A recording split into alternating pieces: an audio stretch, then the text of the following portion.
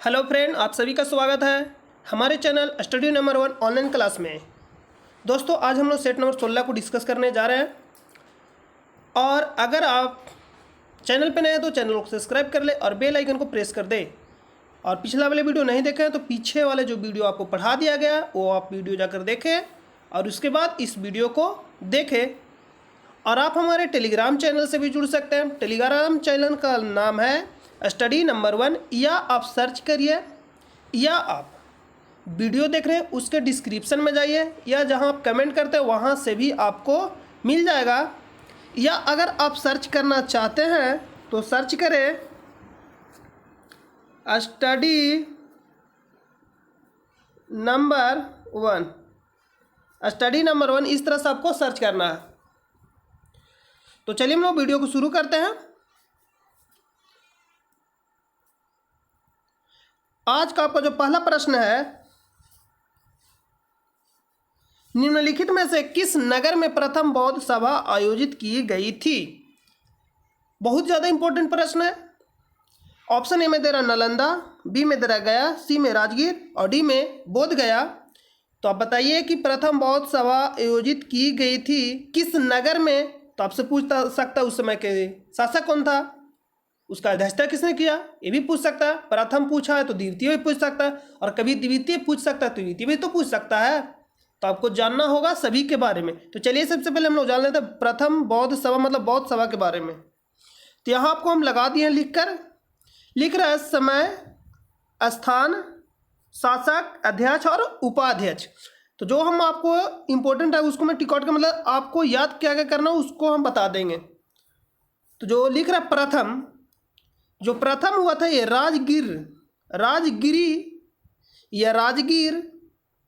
राजगिरी उसी को बोलते हैं। राजगिर या राजगिरी भी लिखता है, तो आप उसको ध्यान रखिए। और जो एक गुफा था जिसका नाम था सप्तपर्णी गुफा, उसी गुफा में हुआ था प्रथम बौद्ध संगीति। कहाँ हुआ था? प्रथम बौद्ध संगीति बिहार के एक जगह है राजगीर, जो पड़ता है नालंदा जिले के अंदर। वहाँ ही हुआ था। कौन सा था? बौद्ध संगीति, जिसका नाम है सप्तपर्णी गुफा। और उस समय के शासक कौन था? अजातशत्रु। अजातशत्रु किसका बेटा था? कहने का मतलब इसका बाप कौन था? बिंबिसार। अगर पूछेगा बिंबिसार के पुत्र था अजातशत्रु, और अजातशत्रु के पुत्र था उदयी, जिसने पटना नगर को बसाया, जो आज का बिहार का राजधानी है। तो आपको इतना याद रखना है। और उस समय का अध्यक्ष कौन था? तो महाकश्यप। यहाँ या लिखा हुआ है तो आप इसको इतना ध्यान से देख लीजिएगा। तो इसको आपको याद रखना बहुत जरूरी है। इसमें आपको शासक भी याद रखना और अध्यक्ष भी इसका याद रखना। और एक कब हुआ था? तो 483 BC। BC कहने का मतलब ईसा पूर्व, मतलब 483 ईसा पूर्व। जैसे मैं आज से हम आपको कह दिए कि आज से 100 साल पीछे जाइए, उसी समय से पहले काउंटिंग होता था कि आपको उस समय से 483 ईसा पूर्व जाना है। तो यही क्या हो गया? BC यानी ईसा पूर्व। अगला है द्वितीय बौद्ध संगीति, 383 ईसा पूर्व होता है, मतलब BC यानी ईसवी पूर्व। तो वैशाली कहाँ हुआ था? इसका स्थान क्या नाम था? वैशाली। जो जगह है वैशाली, आपको मालूम होगा कि वैशाली है, तो वैशाली में हुआ था। स्थान का नाम है। और उस समय का शासक कौन था? कालाशोक। तो आपको इसमें स्थान याद रखना और शासक याद रखना। अध्यक्ष उतना इंपॉर्टेंट नहीं है, अगर आप याद रखें तो बहुत अच्छा। अगला है द्वितीय बौद्ध संगीति, 1251 ईसा पूर्व। और कहाँ हुआ था? पाटलिपुत्र। वही कौन? जो अजातशत्रु का जो पुत्र था, जिसका नाम था उदय, जिसने पटना को बसाया, पाटलिपुत्र को बसाया, कुसुमपुर को बसाया, जिसका नाम कुसुमपुर भी था। तो आप उसको भी ध्यान रखिएगा, जो आज वर्तमान में बिहार के राजधानी के नाम से जाना जाता है। तो 251 ईसा पूर्व, जिसको स्थान था पाटलिपुत्र। उस समय के शासक कौन था? अशोक। और अध्यक्ष कौन था? तो मोगलीपुतिस। तो आपको इसमें इसको भी याद रखना सारा। इसमें आपको स्थान याद रखना, शासक याद रखना और अध्यक्ष याद रखना है। चौथा बौद्ध संगीति कब हुआ था? 1000 ईस्वी में। ईसा पूर्व नहीं, ईस्वी में हुआ था। AD मतलब ईस्वी और BC मतलब ईसा पूर्व। ये कहाँ हुआ था? कुंडल वन, जो कहाँ पड़ता है? जम्मू कश्मीर। कुंडल वन बोले तो जम्मू कश्मीर, और जम्मू कश्मीर बोले तो कुंडल वन। मतलब ऑप्शन में कुंडल वन न देकर आपको जम्मू कश्मीर भी दे सकता है। अगर दोनों ऑप्शन में तो मारेंगे कुंडल वन, क्योंकि एग्जैक्ट जगह दे दिया है। जैसे मैं आपको पूछ देगा बिहार, और बिहार नहीं है, जैसे मैं आपको दे दिया कि जो प्रथम बौद्ध संगीति कहाँ हुआ था, तो आपको ऑप्शन देगा राजगीर, बिहार, पटना, वैशाली, तो मारेगा राजगीर। लेकिन राजगीर नहीं रहेगा तो बिहार का मारे, क्यों? क्योंकि जो राजगीर है बिहार में पड़ता है, लेकिन एग्जैक्ट जगह का जो नाम दिया हुआ है कि इस बाप, उसका बाप का नाम ये है, तो उसी को मारेंगे। लेकिन बाप नहीं रहता तो बेटा को मारते हैं। ठीक है, तो अगला है चौथा बौद्ध संगीति 100 ईस्वी कुंडल वन। इसका शासक कौन था? उसमें से कनिष्क, और अध्यक्ष कौन किया था? वसुमित्र, और उपाध्यक्ष अश्वघोष। तो इसमें आपको सारा इंपॉर्टेंट है। देखिए, आपको याद कौन सा नहीं रखना है, आपको जो है समय याद उतना इंपॉर्टेंट नहीं रखना। अगर आपको पहला याद है प्रथम बौद्ध संगीति का समय, तो आप बहुत अच्छा है। तो प्रथम याद है तो दूसरा भी याद हो जाएगा, क्योंकि 100 वर्ष बाद हुआ था। तो प्रथम याद है तो दूसरा भी याद हो जाएगा। तो आपको अगर डेट नहीं है तो डेट उतना इंपॉर्टेंट नहीं है, याद है तो प्रथम याद कर सकते हैं, और दूसरा प्रथम ज़्यादा इंपॉर्टेंट है। और इसमें से आपको पहला और तीसरा और चौथा का सारा याद रखना, और दूसरा में वैशाली और कालाशोक मतलब स्थान और शासक का नाम याद रखना है। तो अब चलिए हम लोग प्रश्न पे चलते हैं कि प्रश्न क्या कह रहा है। प्रश्न में कौन सा पूछा? प्रथम पूछा, द्वितीय पूछा, तृतीय पूछा, चतुर्थ पूछा। जो भी पूछेगा उसका आंसर हम लोग दे देंगे आसानी से, क्योंकि अब जान गए हैं तो अब तो आसान लगेगा ही। तो लिख रहे हैं निम्नलिखित में से किस नगर में प्रथम बौद्ध सभा आयोजित की गई थी? नालंदा, गया, राजगीर, बोध गया। तो आप आंसर हमें इसका बताइए, क्योंकि आपको हमें आंसर बताने की जरूरत नहीं है, क्योंकि आप इतना टैलेंट है कि आप इसका आंसर दे देंगे।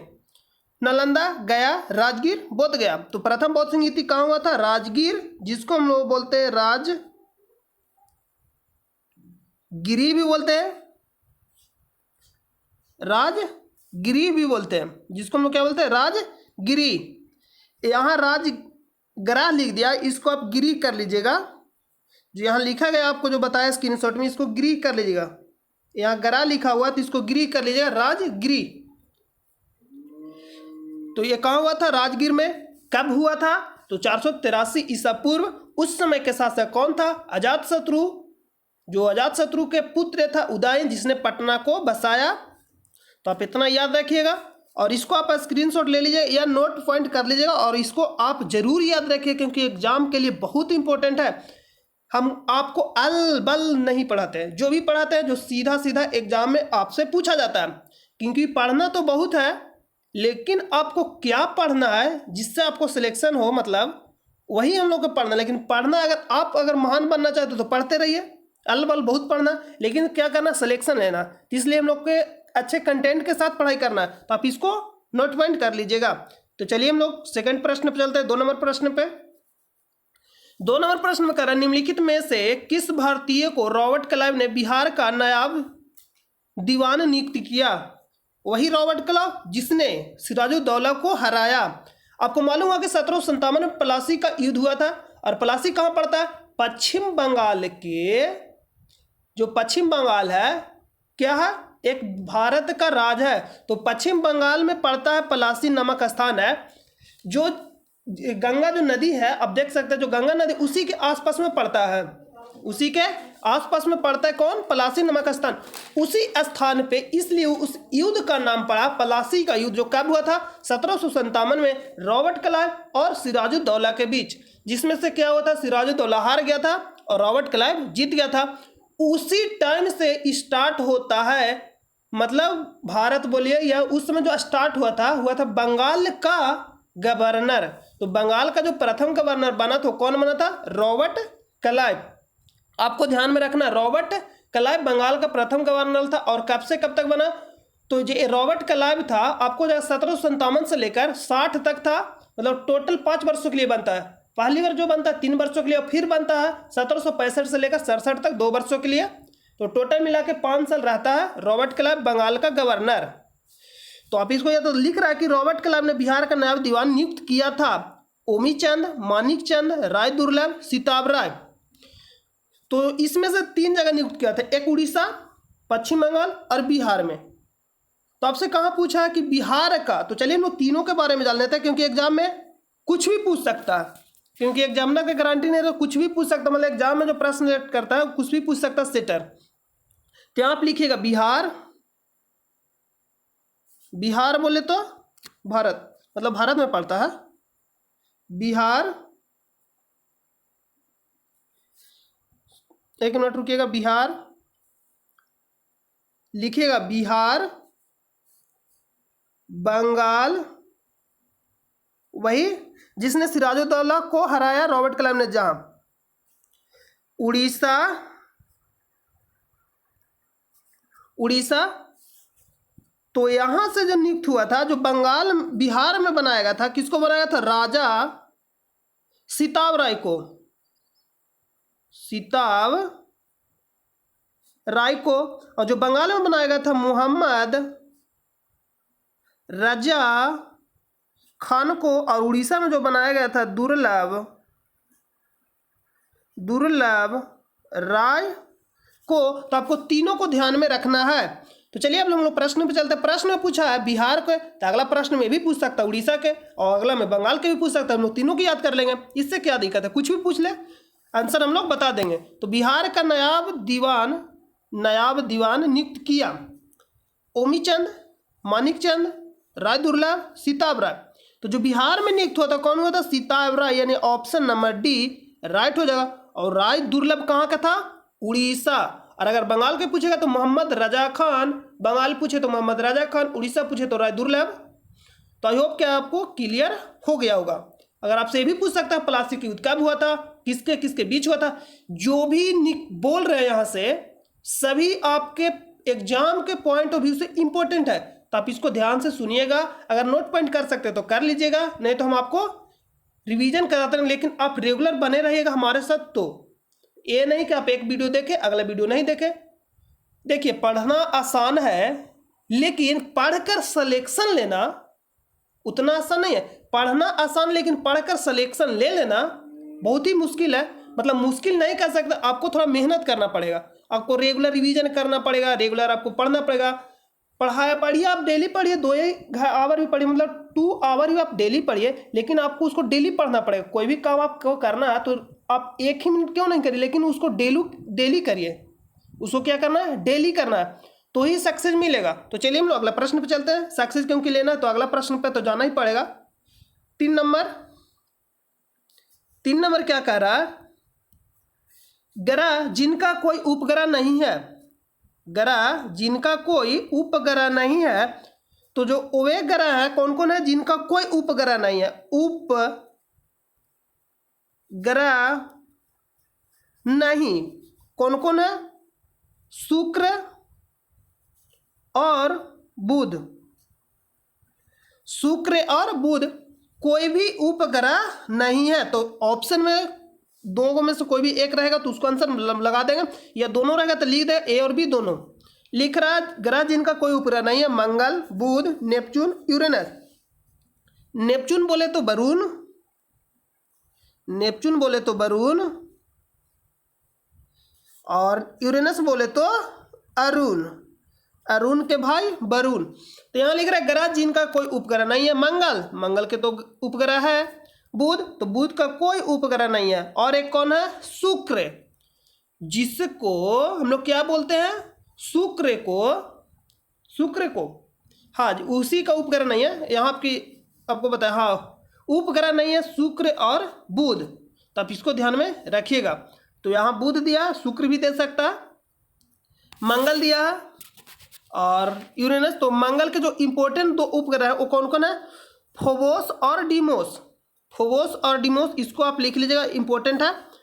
मंगल के उपग्रह, मंगल के जो इंपॉर्टेंट उपग्रह फोबोस, कितने उपग्रह हैं? 2 कौन कौन है? फोबोस। आपसे पूछेगा फोबोस किसका उपग्रह है, तो आपको बताना होगा कि मंगल का। तो फोबोस और डीमोस लिख लीजिएगा। और जो वरुण है, तो वरुण के कितने उपग्रह? 13, जिसमें से कुल 13 उपग्रह है। इसमें से एक इंपॉर्टेंट जो लिख लीजिएगा, टाइटन, टाइटन, टाइटन क्या हो जाएगा? टाइटन। और अरुण के लिखिएगा टाइटेनियम और अम्रिवल। टाइटेनियम आप याद रखिए, टाइटन रहेगा तो वरुण और टाइटेनियम रहेगा तो अरुण। तो इस तरह से आपको याद रखना। और मंगल के इंपॉर्टेंट ज़्यादा है, मंगल को आपको याद जरूर रखिएगा। मंगल और जो उपग्रह नहीं है, जिस ग्रह का उपग्रह नहीं है वो है बुध और शुक्र। और मंगल को याद रखना फोबोस और डिमोस, फोबोस और डिमोस फोबोस आपको इस तरह से याद कर लीजिएगा। दोनों के लास्ट में सा है। चलिए हम अगला प्रश्न पे चलते हैं, 4 नंबर पे। इस प्रश्न का आंसर क्या होगा आपको हम बता दिए थे। लिख रहा भारत में सर्वोच्च पर्वत शिखर है। भारत में सर्वोच्च पर्वत शिखर कहने का मतलब सबसे ऊंचा पर्वत शिखर। Option number A Mount Everest, option number B Kanchenjunga, option number C Godwin Austen, option number D Nanga पर्वत।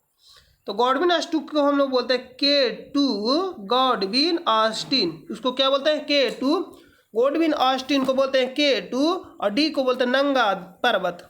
और सी बी में दिया कंचनजंगा और ए में माउंट एवरेस्ट जो विश्व के सबसे ऊंचा पर्वत है, जो कहाँ स्थित है नेपाल में। विश्व के सबसे ऊंचा पर्वत, इसको लिख लीजिएगा विश्व के। कितना इसका ऊंचाई है 8850 हो गया है। पहले 48 था तो 8850 भी दे सकता और आपको 8848 भी दे सकता है, 8848 भी। तो आप इसको ध्यान में रखिएगा। और गॉडविन ऑस्टिन को हम लोग बोलते हैं K2 जो भारत का सबसे ऊंचा पर्वत है। जो भारत का सबसे ऊंचा पर्वत कौन सा है गॉडविन ऑस्टिन, भारत का सबसे ऊंचा पर्वत। लेकिन अगर आप ऑप्शन में अगर K2 नहीं रहेगा तो सेकेंड जो पर्वत है भारत में वो है कंचनजंगा। देखिए फर्स्ट में ए है, सेकेंड में ए है और थर्ड में नंदा देवी। थर्ड में नंदा देवी आपको याद रखना है। 3 को आपको याद रखना, प्रथम गॉडविन ऑस्टिन, सेकेंड कंचनजंगा और थर्ड में नंदा देवी। अगर ये ऑप्शन है लिख दिया कि निम्नलिखित में से कौन सा भारत का सर्वोच्च पर्वत शिखर है, तो ऑप्शन में अगर गॉडविन ऑस्टिन नहीं रहेगा तो कंचनजंगा को मारेंगे और कंचनजंगा नहीं रहेगा तो थर्ड नंदा देवी को मारेंगे। तो चलिए हम आपको एक बार मैप से बता देते हैं। देखिए यहाँ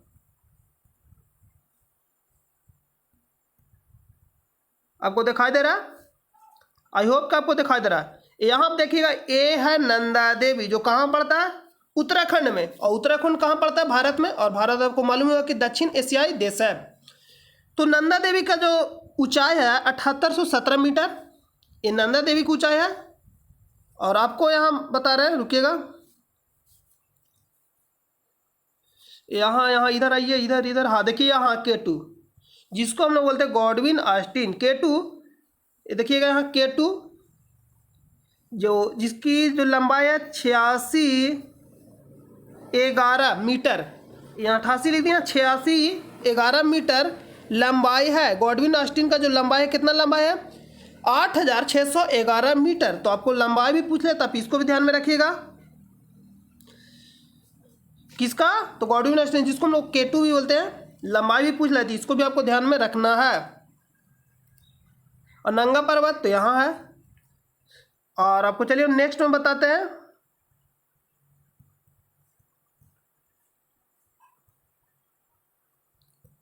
यहाँ देखिएगा, ये देखिए यहाँ कंचनजंगा, ये जो आपका है 1 मिनट रुकेगा, ये भी हाँ देखिए, यहाँ देखिए कहाँ गया ये देखिए जो कहाँ पड़ता है सिक्किम में। आपसे ये भी पूछता है कंचनजंगा कहाँ पड़ता है, तो सिक्किम में। और लंबाई कितना 8586 मतलब 8586 मीटर, 8586 मीटर जो कहाँ पड़ता है सिक्किम में। और अभी आपको हम बताएं नंदा देवी, जो नंदा देवी के क्या, नंदा देवी उत्तराखंड में मतलब 7816 मीटर, जो थर्ड सबसे मतलब ऊंचा सर्वोच्च पर्वत शिखर भारत के, तीसरा। और ये जो है सेकेंड है। और फर्स्ट कौन बताया अभी आपको, हम फर्स्ट बताएं K2। K2 कहाँ गया K2, देखिए यहाँ ये यहाँ है, ये देख, अरे गायब हो गया यहाँ से। ओ चलिए यहाँ देखिए, देखिए यहाँ नंदा देवी K2 जिसका लंबाई कितना है 8611 मीटर, उसी को हम बोलते हैं गॉडविन स्ट्रीट। ये जो है फर्स्ट है। और 20वें को पूछेगा तो माउंट एवरेस्ट। अब चलिए प्रश्न पे। तो प्रश्न में पूछा है कि भारत में सर्वोच्च पर्वत शिखर है तो गॉडविन अस्टीन, और दूसरा कौन सा कंचनजंगा, और तीसरा बोले तो नंदा देवी।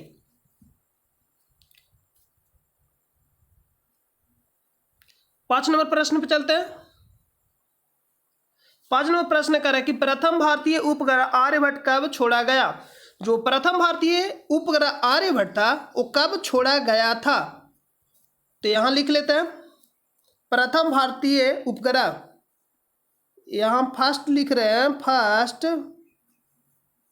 फर्स्ट बोले तो प्रथम भारतीय उपग्रह। और ये भी आपसे पूछता था कि प्रथम भारतीय उपग्रह कौन सा है, तो आर्यभट्ट, आर्यभट्ट, आर्यभट्ट, आर्यभट्ट, आर्यभट्ट। प्रथम भारतीय उपग्रह कौन सा, आर्यभट्ट। और ये कब छोड़ा गया था, तो 19 अप्रैल 1975 को। और ये कहाँ से मतलब इसको प्रक्षेपित किया गया था, तो पूर्व सोवियत संघ के बैकानूर से। तो लिख लीजिएगा बैकानूर अंतरिक्ष केंद्र से, बैकानूर, बैकानूर अंतरिक्ष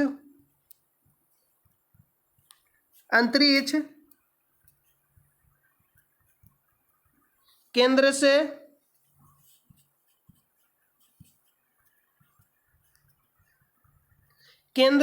से पूर्व सोवियत संघ के बैकानूर अंतरिक्ष केंद्र से। और किस यान द्वारा, ये भी पूछता है, तो आप इसको भी नोट पॉइंट कर लीजिए। इंटर, जो ही 10वां का जो बात होता है, इंटर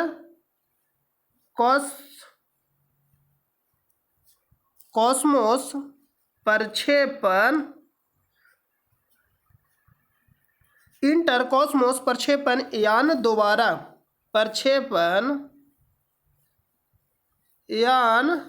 इंटर कॉस्मोस प्रक्षेपण यान द्वारा या कॉस्मोस प्रक्षेपण यान द्वारा।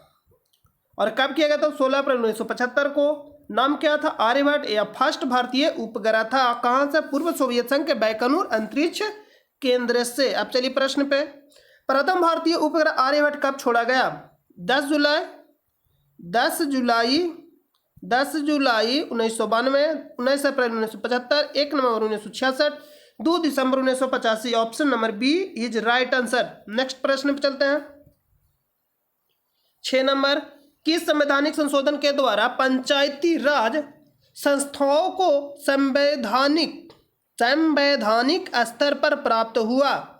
पंचायती राज संस्थाओं को संवैधानिक स्तर पर प्राप्त हुआ, इसका कहने का मतलब ये है, संवैधानिक कहने का मतलब है कि संविधान कहने का संविधान में उसके बारे में लिखा हो। कहने का मतलब है कि किस संविधान संशोधन द्वारा, जो पहली बार जब तैयार किया गया था संविधान, तो उसमें पंचायती राज को ऐड नहीं किया गया था।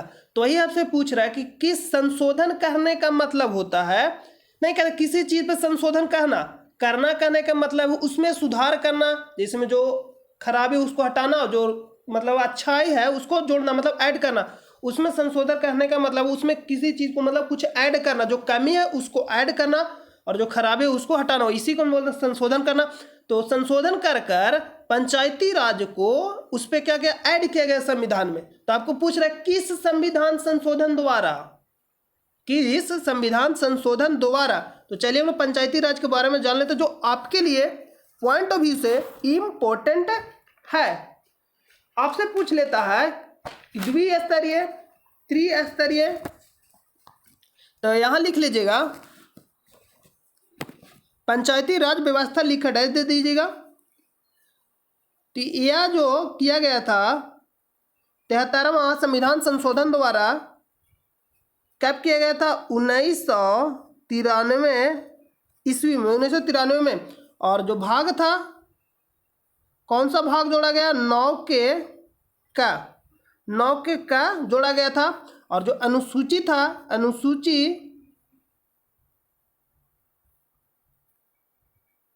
अनुसूची 11 में इसको रखा गया, अनुसूची 11। और जो संविधान के अनुच्छेद 21 अनुच्छेद में, तो अनुच्छेद 40 में इसके बारे में चर्चा, अनुच्छेद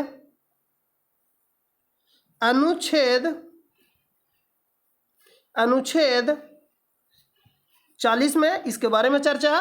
किसके बारे में? तो पंचायती राज व्यवस्था के बारे में। अगर आपसे पूछता है द्विस्तरीय पंचायती राज व्यवस्था किस समिति के सिफारिश पे लाया गया था, तो आप इसको लिखिएगा, द्विस्तरीय,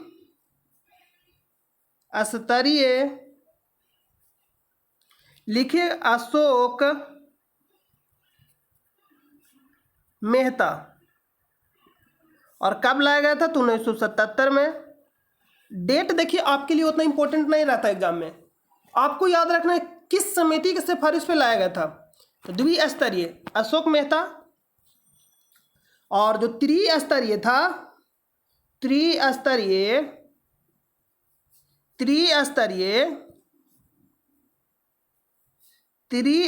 जो लाया गया था, ये बलवंत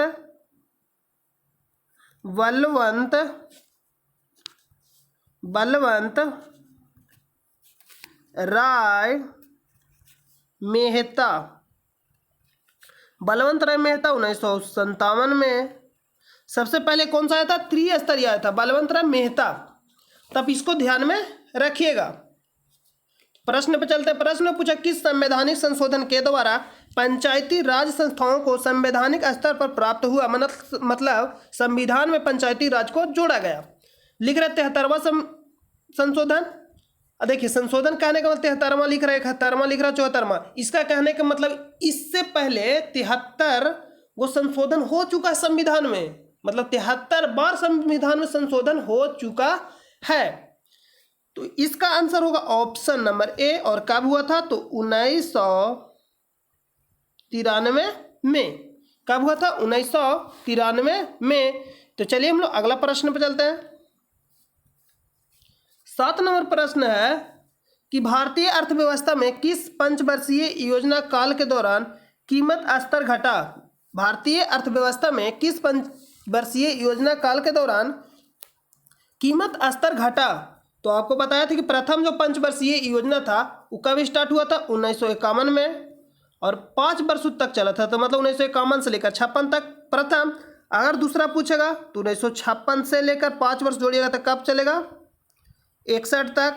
अगर आपसे पूछता है तीसरा तो 61 में जोड़ दीजिएगा 5 वर्ष, तो 1961 से लेकर 66 तक। और जो चौथा योजना था 1966 से नहीं चला था, क्योंकि बीच में 3 वर्ष गैप हो गया था। मतलब 3 वर्ष जो आया था, 1 वर्ष ये योजना आया था। इसी को हम लोग हॉलीडे के नाम से जाना जाता है, हॉलीडे के नाम से जाना जाता है, मतलब योजना अवकाश के नाम से जाना जाता है। आपसे पूछता कि योजना अवकाश कब से कब तक हुआ था? ये पिछले वाले कल ही के सेट में आया हुआ था प्रश्न। आपसे पूछता कि हॉलीडे कब से कब तक मनाया गया था, मतलब कब से कब तक था, ये योजना अवकाश कब से कब तक था? तो 1966 से लेकर 1969 तक। और क्यों हुआ था? इसका रीजन यह था मेन रूप से 1965 में आपको मालूम है कि भारत और पाक युद्ध हुआ था। तो भारत पाक युद्ध हुआ था, तो जाहिर सी बात है कि मतलब जो संसाधन हो जाएगा, कमी हो जाएगा। इसी कारण से जो योजना था 5 वर्षीय ना करके 1 वर्षीय लाया गया था, कि क्योंकि उसको जो संसाधन को जो कमी है उसको मतलब पूर्ति किया जाए, मतलब भरपाई किया जाए, इसलिए 1 वर्षीय योजना लाया गया था। तो आपको पूछ लेता कि अवकाश योजना अवकाश कब से कब तक था, तो आप याद रखिएगा 1966 से लेकर 1969 तक। और जब 1969 के बाद फिर से तीसरा पंचवर्षीय योजना आया था, जो कब तक चला था? 1969 से 5 वर्ष जोड़ दीजिएगा तो 1974 तक चला था। इसी तरह सबको 5-5 वर्ष जोड़ते जाना है। तो इसमें आपसे पूछा भारतीय अर्थव्यवस्था में किस पंचवर्षीय योजना काल के दौरान कीमत स्तर घटा है, मतलब कीमत स्तर में घटा है।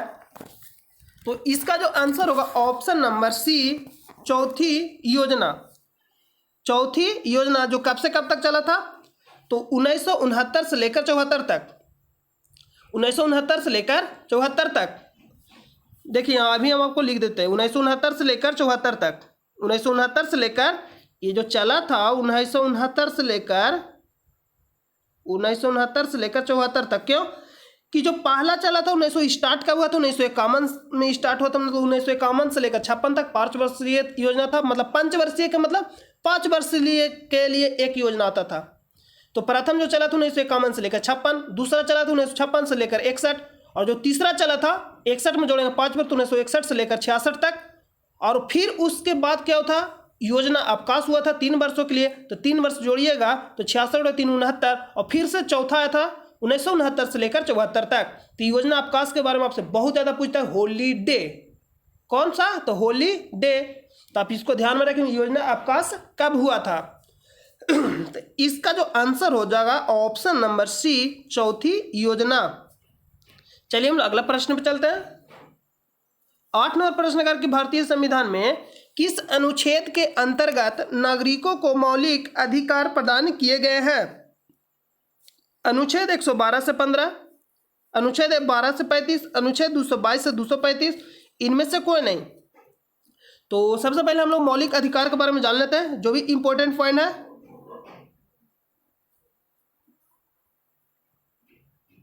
मौलिक अधिकार, मौलिक अधिकार, मौलिक अधिकार, मौलिक अधिकार लिखकर डैश दीजिएगा। मौलिक अधिकार, मौलिक अधिकार। इसमें जो इंपॉर्टेंट पॉइंट है आपसे पूछ लेते हैं, मौलिक अधिकार, मौलिक अधिकार कहाँ से लिया गया। पहला प्रश्न बना आपसे कि मौलिक अधिकार कहाँ से लिया गया, तो अमेरिका के संविधान से, अमेरिका से, मतलब अमेरिका के संविधान से। और यह भाग कितना में वर्णित था, तो भाग 3, भाग 3। और जो अनुच्छेद है, अनुच्छेद 12 से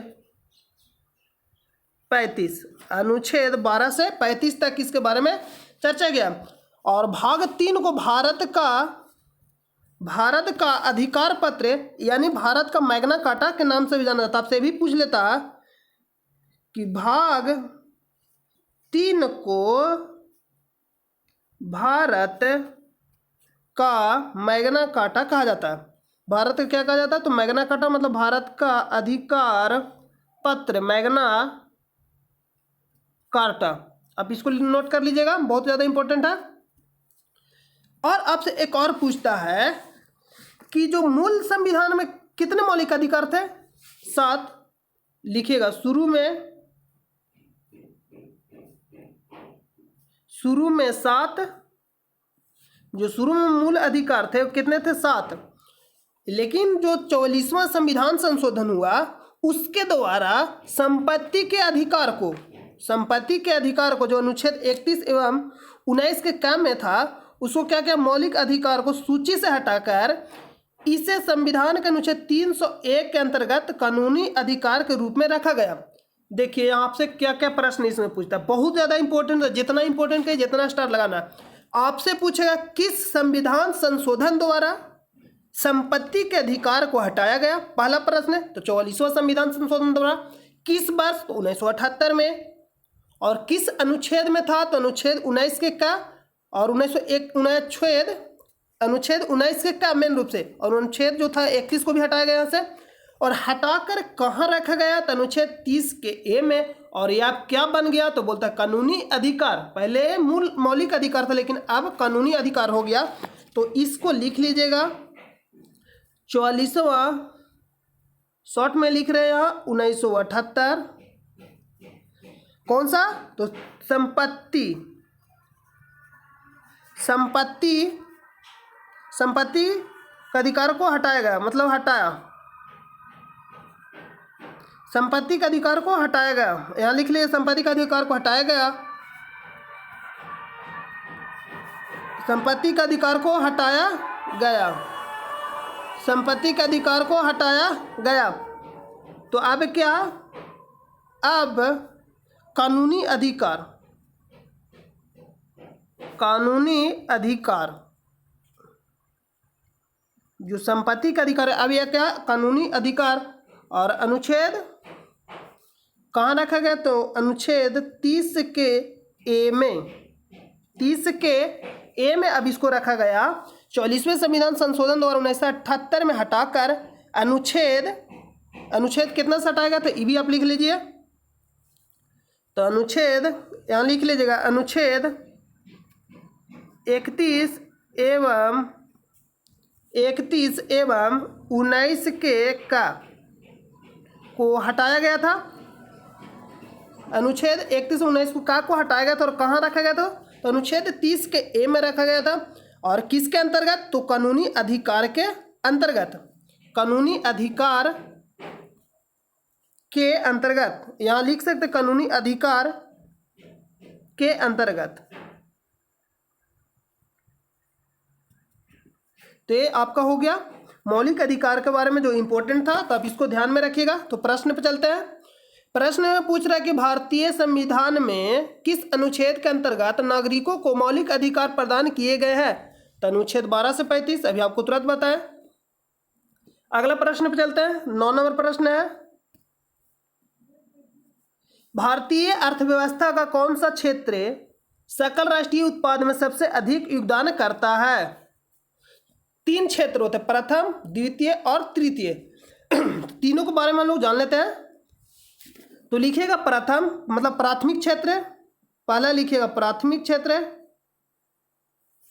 प्राथमिक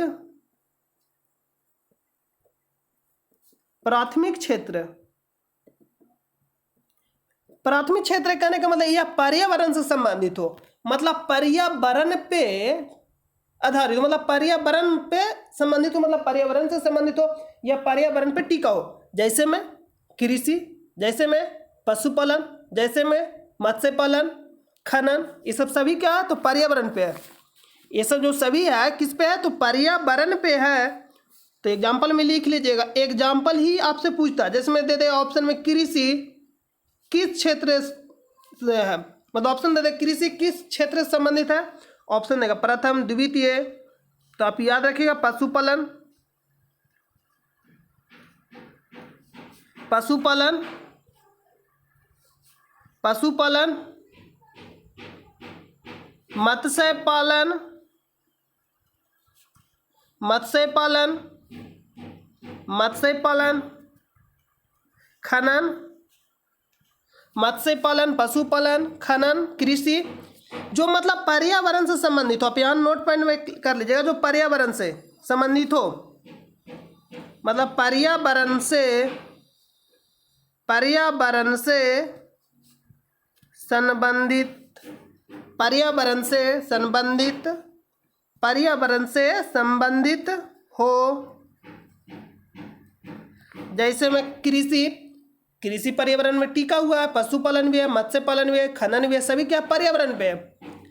देखिए खनन करने का मतलब सब जगह नहीं पाया जाता, तो सभी सब क्या पर्यावरण पे टिका हुआ।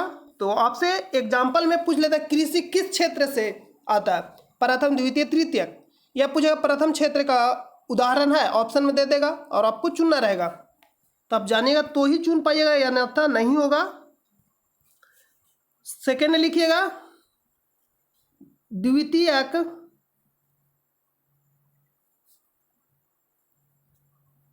क्षेत्र। द्वितीय क्षेत्र जो रहता है प्राथमिक क्षेत्र के उत्पादों को अपने कच्चे माल के रूप में उपयोग करता है। प्राथमिक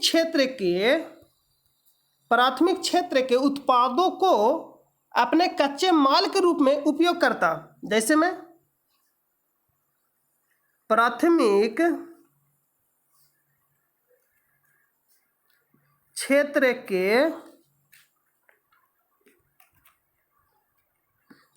के उत्पादों को उपयोग, यहाँ लिख लीजिए उपयोग, मतलब प्राथमिक क्षेत्र के उत्पादों के उपयोग करता, तो वही कहा हो गया मतलब माल के रूप में उपयोग करता। जैसे में एग्जाम्पल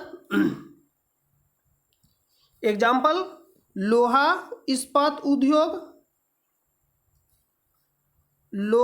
इस्पात उद्योग, जैसे में खनन मतलब नहीं होगा तो लोहा इस्पात उद्योग नहीं चलेगा, मतलब प्राथमिक क्षेत्र के कच्चे माल का उपयोग करता है।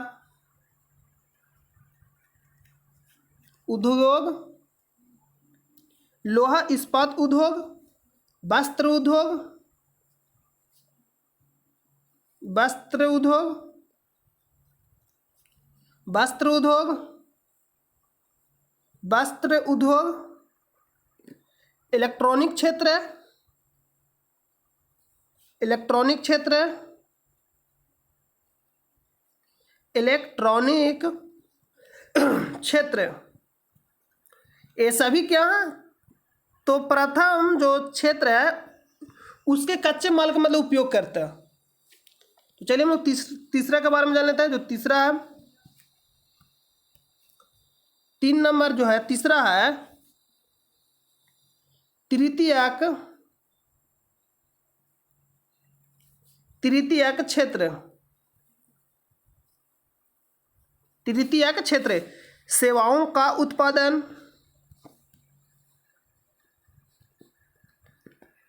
सेवाओं का उत्पादन मतलब सेवा देता। तो जैसे मैं एग्जांपल में ले लीजिए, बीमा, बीमा, बैंकिंग, जो मतलब प्रथम और द्वितीय क्षेत्र के अंतर्गत नहीं आएगा, वो किस में आ जाएगा? तृतीय क्षेत्र के अंतर्गत।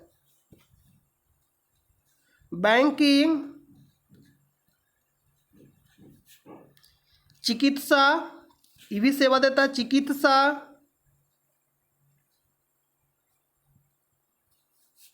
चिकित्सा, शिक्षा, पर्यटन, ये सभी क्या है? तो तृतीय क्षेत्र के एग्जाम्पल है। तो आपसे एग्जाम्पल पूछे निम्नलिखित में से कौन सा तृतीय क्षेत्र का उदाहरण है? आपको 3 वो दे देगा, द्वितीय को प्राथमिक क्षेत्र का, और 1 दे देगा तृतीय क्षेत्र का, तो उसको चुनना रहेगा। तो चलिए अब हम लोग प्रश्न पे चलते हैं। प्रश्न में बोल रहा है कि भारतीय अर्थव्यवस्था का कौन सा क्षेत्र सकल राष्ट्रीय उत्पाद में सबसे अधिक योगदान करता है? प्राथमिक क्षेत्र, तृतीय क्षेत्र, द्वितीय क्षेत्र, तृतीय क्षेत्र या सार्वजनिक क्षेत्र? तो यहां लिख रहा भारतीय अर्थव्यवस्था का कौन सा क्षेत्र सकल राष्ट्रीय उत्पाद में, सकल जीडीपी में सबसे अधिक योगदान करता है? तो वो कौन सा क्षेत्र है? तृतीय क्षेत्र। कौन सा क्षेत्र है? तृतीय क्षेत्र। ऑप्शन नंबर सी राइट हो जाएगा। अगला प्रश्न पे चलते हैं। 10 नंबर प्रश्न है, व्यक्तिगत सत्याग्रह किसने आरंभ किया? विनोबा भावे, जवाहरलाल नेहरू, सरदार वल्लभ भाई पटेल, शौकत अली। तो आपको मालूम होगा कि जो व्यक्तिगत सत्याग्रह आंदोलन हुआ था वह कब हुआ था और आरंभ किसने किया था? तो प्रथम सत्याग्रही कौन था? विनोबा भावे। तो जो प्रथम रहेगा वही ना स्टार्ट करेगा। और दूसरा कौन थे? जवाहरलाल नेहरू। और तीसरा आपसे अगर पूछेगा, थर्ड ब्रह्मदत्त,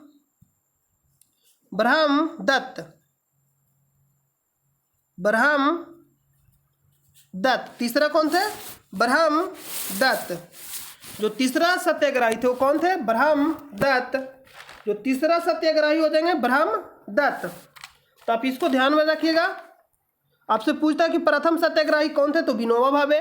दूसरा पूछेगा जवाहरलाल नेहरू। और तीसरा बहुत ही कम मिलता है किताब में, तो आप इसको नोट कर लीजिए, ब्रह्मदत्त। और ये कब हुआ था? 1940 में। 1940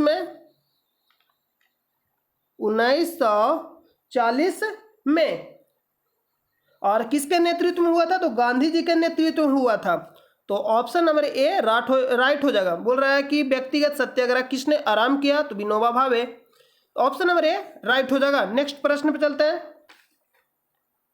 11 नंबर, भारत छोड़ो आंदोलन शुरू किया गया 1940 ईस्वी में, 1941 ईस्वी में, 1942 ईस्वी में, 1945 ईस्वी में। तो भारत छोड़ो आंदोलन 8 अगस्त 1942 को शुरू हुआ था। 8 अगस्त 1942 को शुरू हुआ था। तो ऑप्शन नंबर सी राइट हो जाएगा। 12 नंबर प्रश्न है, फॉरवर्ड ब्लॉक की स्थापना किसने की? तो फॉरवर्ड ब्लॉक की स्थापना 1939 में सुभाष चंद्र बोस के द्वारा किया गया था। फॉरवर्ड ब्लॉक की स्थापना 1939 में सुभाष चंद्र बोस के द्वारा किया गया था। तो ऑप्शन ए में तेरा सुभाष चंद्र बोस, राजेंद्र प्रसाद, भगत सिंह, बी आर अम्बेडकर। तो ऑप्शन नंबर ए राइट हो जाएगा। राजेंद्र प्रसाद कौन है? भारत के प्रथम राष्ट्रपति जो बिहार से बिलोंग करते हैं। बी आर अम्बेडकर संविधान के जनक, संविधान सभा के पिता कहलाते हैं बी आर अम्बेडकर। और भगत सिंह वही जो सोशलिस्ट पार्टी का स्थापना किया था, आर्मी, जिसको हम लोग बोलते हैं HSRA की स्थापना कौन किए थे? भगत सिंह। HSRA का स्थापना कौन किए थे? भगत सिंह। कौन किए थे? भगत सिंह। और स्थापना जो थी 1928 में, ये भी प्रश्न पीछे पूछा गया था। चलिए हम लोग अगला प्रश्न पे चलते हैं। 12 नंबर प्रश्न कह रहा कि दांडी यात्रा की गई, मतलब कब की गई? तो मालूम होगा कि 12 मार्च 1930 को स्टार्ट हुआ। 12 मार्च 1930 को स्टार्ट हुआ और 6 अप्रैल 1930 को जाकर गांधी जी ने पूछे थे 5 अप्रैल को, लेकिन जो नमक कानून मुट्ठी भर उठाकर जो नमक को तोड़े थे 6 अप्रैल को तोड़े थे। और कहाँ से कहाँ हुआ था? तो साबरमती से लेकर कहाँ तक गए थे? दांडी तक। साबरमती से लेकर दांडी तक, इसको भी आप याद रखिएगा। साबरमती से दांडी तक। और दोनों के बीच में जो डिस्टेंस था कितना किलोमीटर था? 278 किलोमीटर। और कितने सहयोगी शामिल थे? 72। लेकिन गांधी जी और एक अंग्रेज शामिल था जिसका नाम था डेव मिलर, एकमात्र अंग्रेज जिसका नाम क्या था? Dave Miller. तो 72 अनुयायी थे। इसमें जो शामिल थे 78, कितने सहयोगी शामिल थे? 78 को। लेकिन एक जो थे गांधी जी को ऐड कर लीजिए, और एक जो था अंग्रेज डेव मिलर एकमात्र अंग्रेज, ई लिख दे रहे हैं तो आप समझ जाइए। आपसे पूछता है कि एकमात्र अंग्रेज कौन शामिल था? तो डेव मिलर, इसको याद रखिएगा। और डिस्टेंस कितना था? 278 किलोमीटर। और कितने दिन तक चला था यह यात्रा? 24 दिन तक चला था। तो चलिए अब हम लोग प्रश्न पे चलते हैं। प्रश्न में पूछ रहा कि दांडी यात्रा की गई तो कब की गई? 1932 में, 1931 में, 1929 में, 1930 में। तो ऑप्शन नंबर डी राइट हो जाएगा। ऑप्शन नंबर डी राइट हो जाएगा। 13 नंबर प्रश्न पे चलते हैं। सच्चिदानंद सिन्हा किसके साथ जुड़े थे? भारत छोड़ो आंदोलन, दांडी मार्च, सविनय अवज्ञा आंदोलन, या इनमें से कोई नहीं? इनमें से कोई नहीं। यहाँ जो आपका प्रश्न था ये 12 नंबर प्रश्न था, ये जो था 13 नंबर प्रश्न था। सॉरी, ये कितना नंबर था? 13 नंबर प्रश्न था। और ये जो आपका हो जाएगा 14 नंबर प्रश्न हो जाएगा। कितना नंबर? 14 नंबर। तो सच्चिदानंद जो सिन्हा थे किसके साथ जुड़े हुए थे? तो ये जो थे इनमें से किसी के साथ जुड़े हुए नहीं थे, ये बिहार से संबंधित थे। जो सच्चिदानंद सिन्हा थे बिहार से संबंधित है, मतलब कृषि बोल सकते, किसान आंदोलन में इनका ज़्यादा योगदान रहता था, मतलब कृषि के क्षेत्र में। तो ऑप्शन नंबर डी राइट हो जाएगा। अगला है 15 नंबर। इनमें से कौन बिहार में किसान आंदोलन के साथ जुड़े थे? राजेंद्र प्रसाद, सी आर दास, मोतीलाल नेहरू, भगत सिंह। तो ऑप्शन नंबर ए राइट हो जाएगा, राजेंद्र प्रसाद। क्यों? क्योंकि ये भारत के बिहार से बिलोंग करते थे। कहाँ से? तो आरा से।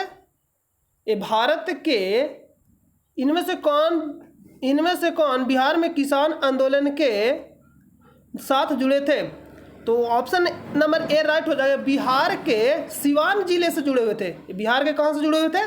सिवान जिले से जुड़े हुए थे। ये बिहार के सिवान से जुड़े हुए थे, जो भारत के प्रथम राष्ट्रपति थे। भारत के प्रथम राष्ट्रपति थे कौन? तो राजेंद्र प्रसाद। ऑप्शन नंबर ए राइट हो जाएगा। तो चलिए हम लोग अगला प्रश्न पे चलते हैं। 16 नंबर के निम्नलिखित में से कौन उपग्रंथी नहीं था? उग्रपंथी नहीं तो उपग्रंथी नहीं, उग्रपंथी नहीं था। ऑप्शन ए दे बाल गंगाधर तिलक, मदन लाल, उधम सिंह, गोपाल कृष्ण गोखले।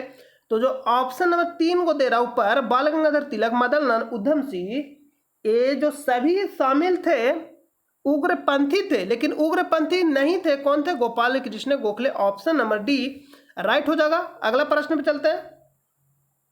17 नंबर प्रश्न, क्या असहयोग आंदोलन का आरंभ किया गया? असहयोग आंदोलन आरंभ किया गया। तो असहयोग जो आंदोलन था 1 अगस्त 1920 को 1 अगस्त 1920 को शुरू किया गया था और समाप्त कब हो गया था? तो 1922 में हो गया था। आपको मालूम होगा कि क्या हुआ था? जो चौरी चौरा जो कांड हुआ था, हिंसक घटना जो हुआ था, उसी कारण से जो गांधी जी थे असहयोग आंदोलन को स्थगित कर दिया। क्या कर दिएगा? स्थगित कर दिया। तो कब से कब तक चला ये भी पूछ लेता हूँ। 1920 से 22 तक। और शुरू कब किया गया? आरंभ मतलब शुरू बोलो तो 1920। ऑप्शन नंबर ए राइट हो जाएगा। अगला प्रश्न पे चलते हैं। 18 नंबर, जयप्रकाश नारायण किस आंदोलन से संबंधित थे? चंपारण आंदोलन, असहयोग आंदोलन, व्यक्तिगत सत्याग्रह आंदोलन। तीसरे तो संबंधित थे नहीं। अभी आपको तुरंत बताया इसमें जो संबंधित थे विनोबा भावे प्रथम सत्याग्रही, दूसरा कौन थे? पंडित जवाहरलाल नेहरू, तीसरा ब्रह्मदत्त। तो ऑप्शन नंबर सी तो होगा नहीं। भारत छोड़ो आंदोलन, तो जो जयप्रकाश नारायण था भारत छोड़ो आंदोलन से संबंधित है। ये कब हुआ था? 8 अगस्त 1942 को। और व्यक्तिगत सत्याग्रह कब हुआ था? 1940 में। शुरू कौन किए थे? विनोबा भावे। और प्रथम सत्याग्रही कौन थे? विनोबा भावे। दूसरा पूछेगा पंडित जवाहरलाल नेहरू और तीसरा पूछेगा ब्रह्मदत्त। सभी याद रखना, जो पूछ दे एग्जाम में सभी को याद रखना है। असहयोग आंदोलन कब हुआ था? तो 1 अगस्त 1920 को शुरू हुआ था और समाप्त कब हुआ था? 1922 में। क्यों हुआ था? क्योंकि चौरी चौरा जो घटना था, जो हिंसक घटना हुआ था, इसी कारण से गांधी जी ने नाखुश होकर असहयोग आंदोलन को स्थगित कर दिया। चंपारण आंदोलन कब हुआ था? 1917 में। चलिए हम अगला प्रश्न पे चलते हैं। 19 नंबर प्रश्न है, महात्मा गांधी दिसंबर 1931 में खाली हाथ कहां से भारत लौट आए थे? खाली हाथ, बहुत बेइज्जती हुआ था। मतलब खाली हाथ मतलब बेइज्जती वाला बात है। अगर आप किसी से कुछ मांगते नहीं मिलेगा तो क्या बेइज्जती वाला ही तो बात है। बेइज्जती वाला नहीं, फिर भी कुछ थोड़ा लगता है। तो महात्मा गांधी दिसंबर 1931 में खाली हाथ कहां से भारत लौट थे? London, Moscow, Washington, Tokyo. Option number ए राइट हो जाएगा, लंदन। क्यों? जो प्रथम गोलमेज सम्मेलन हुआ था 1930 में, दूसरा कब हुआ था? 1931 में, तीसरा कब हुआ था? 1932 में। तो जो गांधी जी गए थे सेकेंड गोलमेज सम्मेलन 1931 में, कांग्रेस भाग लिया। इसमें ये भी पूछा कांग्रेस कब भाग लिया था, किस गोलमेज सम्मेलन में? तो सेकेंड वाला में। और गांधी जी कब गए थे? तो सेकेंड गोलमेज सम्मेलन में जो गए थे वहीं से क्या होता, खाली हाथ लौट गए थे, लंदन से। ऑप्शन नंबर ए राइट हो जाएगा। 20 नंबर प्रश्न है कि स्वराज मेरा जन्म सिद्ध अधिकार है और इसे मैं लेकर रहूंगा, यह वक्तव्य किससे संबंधित है? या मतलब किसने कहा? बिरसा मुंडा। तो जो बिरसा मुंडा है बिहार, मतलब बिहार झारखंड से संबंधित है। अनुग्रह नारायण सिन्हा, सच्चिदानंद सिन्हा, इनमें से कोई नहीं। तो ऑप्शन नंबर डी इनमें से कोई नहीं। तो कहा किसने भाई? तो बाल गंगाधर तिलक। बाल गंगाधर तिलक ने कहा। तो ऑप्शन नंबर डी राइट हो जाएगा। चलिए हम लोग एक बार फास्ट रिवीजन कर लेते हैं। इसका आंसर क्या जाएगा? Option number D. Mahatma Gandhi London से। जयप्रकाश नारायण किससे संबंधित है? भारत छोड़ो आंदोलन। असहयोग आंदोलन का आरंभ हुआ था 1920 में, समाप्त कब हुआ? 1922 में। निम्नलिखित में से कौन उग्रपंथी नहीं था? तो गोपाल कृष्ण गोखले, बाकी तीनों के ऊपर थे। इनमें कौन बिहार में किसान आंदोलन से जुड़े थे? राजेंद्र प्रसाद। कहाँ से थे? तो सिवान से। सच्चिदानंद सिन्हा किसके साथ जुड़े थे? इनमें से किसी के साथ जुड़े हुए नहीं थे। कहाँ से थे संबंधित है? तो बिहार से। दांडी यात्रा की गई थी तो 12 मार्च 1930 को। पहुंचे कब थे? 5 अप्रैल को पूछे थे, लेकिन नमक कानून को 6 अप्रैल को तोड़ा। तो 1930 में। फॉरवर्ड ब्लॉक 1939 में स्थापना किया सुभाष चंद्र बोस ने। भारत छोड़ो आंदोलन शुरू किया गया था 8 अगस्त 1942 को। व्यक्तिगत सत्याग्रह किसने आरंभ किया? विनोबा भावे। दूसरा पूछेगा जो विनोबा भावे थे प्रथम सत्याग्रही थे, तो शुरू वही करेंगे। और दूसरा कौन था? जवाहरलाल नेहरू। तीसरा ब्रह्मदत्त। और शुरू कब हुआ था? 1940 में। भारतीय अर्थव्यवस्था का कौन सा क्षेत्र सकल राष्ट्रीय उत्पादन में सबसे अधिक योगदान रखता है? तीसरा। प्रथम पूछता है तो जो पर्यावरण से संबंधित हो, मतलब उस पर आधारित हो। और दूसरा कहने का मतलब द्वितीय क्षेत्र, जो दूसरा जो प्रथम क्षेत्र के कच्चे माल का उपयोग करके बनाता हो। तीसरा जो सेवा देता हो। भारतीय संविधान में अनुच्छेद पूछ रहा मौलिक अधिकार अनुच्छेद 12 से 35 भाग 3 में। तो इसका आंसर क्या हो जाएगा? Option number b. भारतीय अर्थव्यवस्था में किस पंचवर्षीय योजना काल के दौरान कीमत स्तर घटा? चौथा। प्रथम कब शुरू हुआ था? 1951 से लेकर 56 तक। दूसरा पूछा 56 से लेकर 61, 5 वर्ष जोड़ते जाना। और 61 से लेकर 66 तीसरा चला।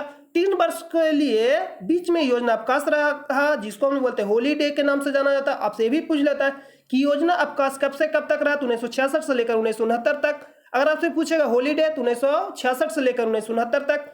और चौथी पंचवर्षीय योजना कब चला, तो जो चौथी पंचवर्षीय जो योजना था 1969 के बाद जोड़िएगा 4 साल 5 साल, तो 1969 से लेकर 74 तक। तो चौथी पंचवर्षीय योजना में जो कीमत स्तर था घटा।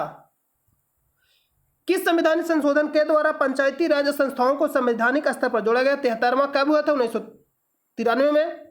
आर्यभट्ट प्रथम उपग्रह 19 अप्रैल 1975 को।